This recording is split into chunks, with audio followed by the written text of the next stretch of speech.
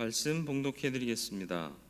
그러므로 이제부터 너희는 외인도 아니요 나그네도 아니요 오직 성도들과 동일한 시민이요 하나님의 권속이라.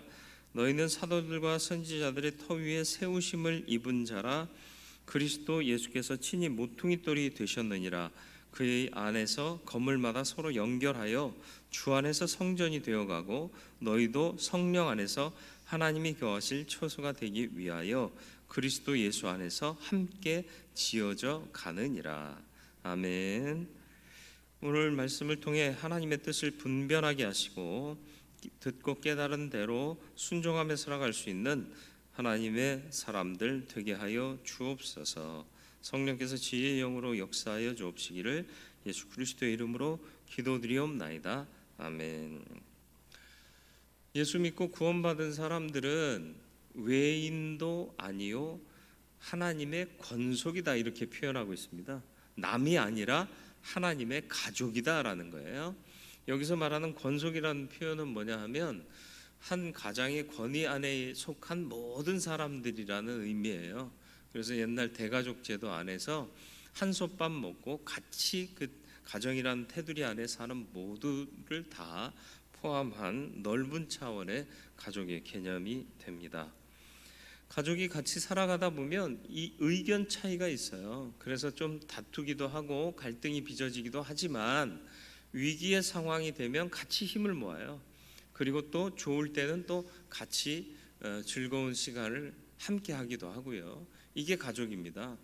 그런데 그 가족이 바로 하나님의 가족이요 또 믿는 자들이 하나님의 가족을 이루고 있다 이렇게 말씀하고 있는 것입니다. 또 이어 말씀하시기를 너희는 사도들과 선지자들의 터 위에 세우심을 받았다. 뭐냐 하면 사도들과 선지자들이 수고한 그 수고 위에 너희가 세워진 것이다. 우리가 예수 믿기까지 우리를 위해서 중보하며 기도하신 분이 있을 것이고 우리를 안내해서 교회로 등록시킨 분이 있을 것이고 예수를 믿도록 잘 말씀으로 양육한 분들이 있을 거예요. 이런 모든 분들의 수고 위에 내 믿음이 세워진 것이지 갑자기 하늘에서 뚝 떨어지거나 한 것이 아니다라는 거죠. 교회도 마찬가지입니다. 우리가 이렇게 신앙생활 잘할 수 있는 건 우리 신앙의 선조들이 피 흘리며 땀 흘리며 한 수고들이 기초가 되었기 때문에 우리가 지금 자유롭게 신앙생활 할 수 있는 거예요. 물론 이제 코로나라는 특별한 환경 때문에 약간의 제약이 발생하긴 하지만 사도들과 선지자들의 터 위에 우리가 세워져 있음을 기억하면서 그분들의 헌신과 수고를 잊지 말아야 합니다. 그분들의 피와 땀 위에 우리의 믿음이 세워졌음을 기억하면서 우리에게 주어진 시간과 믿음의 기회들을 선용할 수 있는 온전한 하나님의 사람들이 되시기를 주님의 이름으로 부탁을 드립니다. 교회 안에는 갈등도 있어요. 이견 차이도 있어요. 그러나 힘을 모아야 하는 가족임을 잊지 마시고 연합하고 합력하여 선을 이룰 수 있는 공동체를 만들어가야 할 것입니다. 사도와 선지자들의 노력이 뭐였죠? 핍박을 이겨냈고요, 모함을 이겨냈고 갈등도 극복했습니다. 그리고 하나님께서 기뻐하시는 뜻이라면 목숨을 내놓고라도 충성했던 것이 바로 사도와 선지자들의 터라는 거죠. 저와 여러분들도 이와 같은 수고를 함으로 온전한 교회로 지어져 가는 우리의 삶이 되기를 축원합니다. 먼저 잘 지어져 가는 교회, 함께 지어져 가는 교회를 온전히 할 수 있는 것은 뭐냐? 성령 안에서 하나님이 거하실 초소가 되었다. 22절에 그렇게 말씀하고 있습니다. 초소가 되어간다. 가장 이상적인 교회 또 성도는 하나님이 함께 거하시는 교회와 성도가 가장 이상적인 존재일 것입니다. 왜냐하면 하나님이 우리와 함께 거하시면 세상을 이길 넉넉한 힘을 얻을 뿐만 아니라 거룩함을 유지할 수 있고요, 또 우리에게 주신 사명을 능히 감당할 수가 있습니다. 성령의 내주하심, 충만하게 하심이 이것을 가능케 한다라는 것이죠. 하나님이 나와 함께 거하신다. 굉장히 중요한 일이고요. 그러기 위해서 내가 해야 될 일이 뭐냐 좀 생각해 볼 필요가 있습니다. 예전에 숙박시설이 넉넉지 않을 때는 시골에 있던 분들이 서울 일 보러 오시면 우리 집에서 주무셨어요. 그런 경우 많았죠. 그러면 이제 우리 집에서 주무실 방을 마련하는데 누가 제일 먼저 쫓겨나죠? 애들이 방을 제일 먼저 잃어버려요. 그래서 엄마 아빠랑 자고 애들 방은 손님에게 내어드리는데 손님 올 때 그냥 내어주지 않습니다. 애들이 어질렀던 거 다 치우고 한 번 더 닦고 또 한 번 닦고 그리고 이불도 새로 빨아서 말려놨던 깨끗한 이불 새로 꺼내놓고 그게 손님 접대하는 거잖아요. 그죠? 중요한 분이 오시면 중요한 손님이 오시면 더 정성은 들어가게 돼 있는 거죠. 하나님을 우리가 모시려면 어떻게 해야 될까요? 그냥 오세요. 그리고 이렇게 오픈하지 않잖아요. 네? 손님 인간적인 손님 맞이할 때도 그런 정성과 수고를 아끼지 않는데 우리도 하나님 모시려면 그렇게 깨끗하고 정결하게 돼야 되는데 우리의 의지로 그게 불가능해요. 그래서 성령 안에서라는 전제를 붙이고 있는 겁니다. 어린 시절 국민학교 다닐 때 선생님이 검은 먹무리들은 유리잔을 갖고 오셔서 이 물을 깨끗하게 하는 방법을 보여줄게 하면서 주전자에 있는 물을 이렇게 부었어요. 처음에는 조금씩 희석이 되다가 나중에는 물이 콸콸 넘치면서 먹물은 다 빠지고 깨끗하고 투명한 물만 남게 되더라. 이걸 통해서 우리에게 뭔가를 메시지를 주고 싶으셨던 것 같아요. 그런데 지금 보니까 우리의 죄된 영혼들을 어떻게 깨끗하게 할 거냐, 우리가 씻어낼 수 있는 방법이 없고 부어주시는 은혜로 깨끗하게 된다라는 거죠. 끊임없이 부음 받고 충만하게 부음 받으면 우리는 맑고 투명한 존재가 될 수 있다라는 것입니다. 하나님이 오시면 우리의 삶은 달라질 수밖에 없어요. 여러분, 중요한 손님을 모시고 내가 차를 운전해서 간다고 생각해 보세요. 난폭 운전 할 수 있을까요? 급출발 급제동 할 수 있을까요? 신호 위반하면서 갈 수 있을까요? 그렇지 않잖아요.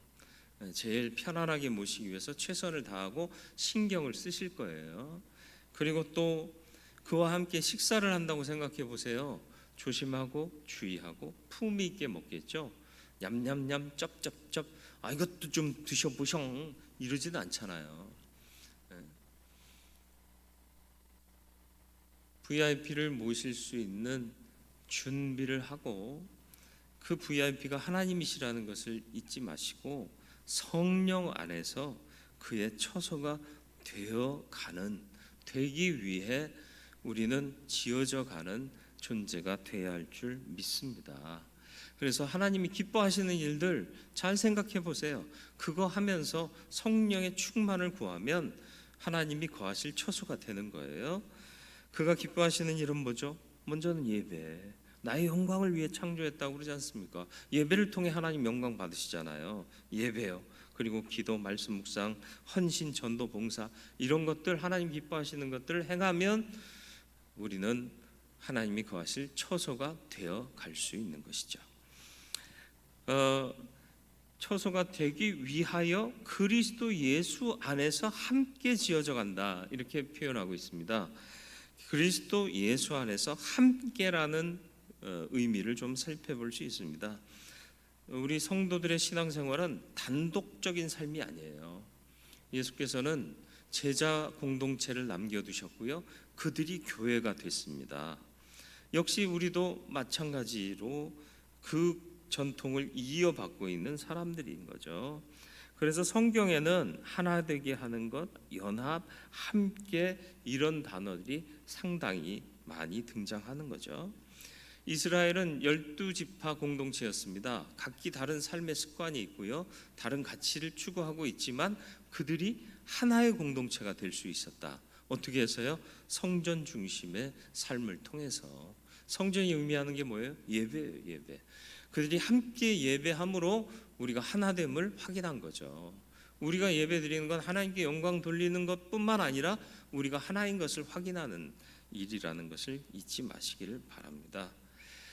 우리끼리 하면 재밌고 좋을 것 같죠? 근데 우리끼리 하면 항상 깨져요. 갈등이 생겨요. 그래서 처음에 세상의 동호회원들 자기들끼리 재밌게 한번 해보자 그러는데 꼭 동호회들 안에는 깨져서 분파가 생기고 아예 깨져서 독립하는 경우도 상당수 있더라는 거죠. 인간의 모임은 깨지기가 쉬워요. 그렇기 때문에 여기서 말씀하는 바가 뭐냐, 전제하는 바가 뭐냐, 그리스도 예수 안에서 함께해라. 다른 마음으로 함께하지 말고 그리스도 예수 안에서. 그러니까 성도들의 모임은 항상 예수, 하나님, 은혜, 성령 이런 것들이 오고 가야 돼요. 지금 정부 탓할 필요 없어요. 그건 하나님이 알아서 하실 일이에요. 우리는 은혜를 나누면 되는 거예요. 우리가 예수 그리스도 안에서 함께하는 존재가 되지 않으면 온전한 교회로 지어져 갈 수가 없다라는 것을 잊지 마시길 바라요. 또 중요한 단어 지어져 가느니라. 여러분 길 가다 보면 혹은 동네에서 집담한 건물 보셨습니까? 부도가 나서 그런 건지 아니면 투자 가치가 더 이상 없어져서 그런지 집담한 건물들이요. 영화 보면 꼭 그 안에 누가 살아요? 비행 청소년들이 살아요. 마약쟁이들이 살고요. 갱들이 숨어 있고요. 왜 그래요? 짓다 멈췄기 때문에 그래요. 흉물이 됐기 때문에 그래요. 그러면 그 안에 죄가 들어가는 거예요. 저와 여러분들은 지어져 가는 존재가 돼야 돼요. 지어져 가면 괜찮아요. 완전하지는 않아도 지어져 가고 있으면 흉물스럽지 않아요. 기대가 돼요. 어떻게 저게 완성이 될까 기대하고 바라봐요. 그렇지 않습니까? 미래를 보는 거죠. 미래에 대한 희망이 생겨요. 그러나 멈춰버리면 끝나는 거예요. 죄가 깃들어요. 흉물스러워져요. 저와 여러분들의 믿음의 모습이 흉물스러운 그리스도인 되지 않기를 바랍니다. 물론 그리스도인은 흉물스러워지지 않죠. 교인이 흉물스러워질 수 있어요. 주 안에서 끊임없이 지어져 가는 저와 여러분들 되길 바라요. 인생의 모든 가치는 완결이 아니라 진행 중이라는 사실을 잊지 마시고 다소 부족한 면이 있더라도 해를 거듭할수록 점점 완성에 가까워질 수 있는 저와 여러분들의 삶이 되기를 주님의 이름으로 축원을 드립니다. 에베소서 4장 13절로 14절 말씀, 우리가 다 하나님의 아들을 믿는 것과 아는 일에 하나가 되어 온전한 사람을 이루어 그리스도의 장성한 분량이 충만한 데까지 이르리니 이는 우리가 이제부터 어린아이가 되지 아니하여 사람의 속임수와 간사한 유혹에 빠져 온갖 교훈의 풍조에 밀려 요동하지 않게 하려 함이라. 사람의 속임수에 빠지지 않고 간사한 유혹에 빠지지 않고 세상 교훈의 풍조에 밀려 요동하는 인생이 아니라 중심이 잡히고 흔들리지 않은 굳건한 믿음으로 사는 하나님의 사람이 되도록 하기 위해서 우리는 자라가야 하고 지어져 가야 한다라는 것입니다. 저와 여러분들이 2021년 한 해에는 하나님께서 거하실 처소가 되기를 바랍니다. 성령의 충만함으로요. 성령 안에서요. 그리고 하나님을 모신 자답게 살아갈 수 있는 성도의 삶이 우리를 통해 드러나게 되기를 축원합니다. 그리고 무엇보다도 그리스도 예수 안에서 함께하는 사람들 되시길 바랍니다. 다른 것 가지고 함께하지 마세요. 예수 그리스도를 가지고 함께하시길 바래요. 그 안에서 함께하시길 바랍니다. 그래서 합력하여 선을 이루는 공동체를 이루어갈 수 있기를 바랍니다. 무엇보다도 지어져 가는 존재로 완성을 향해 나아갈 수 있기를 바랍니다. 희망의 미래가 우리를 통해 보여져야 돼요.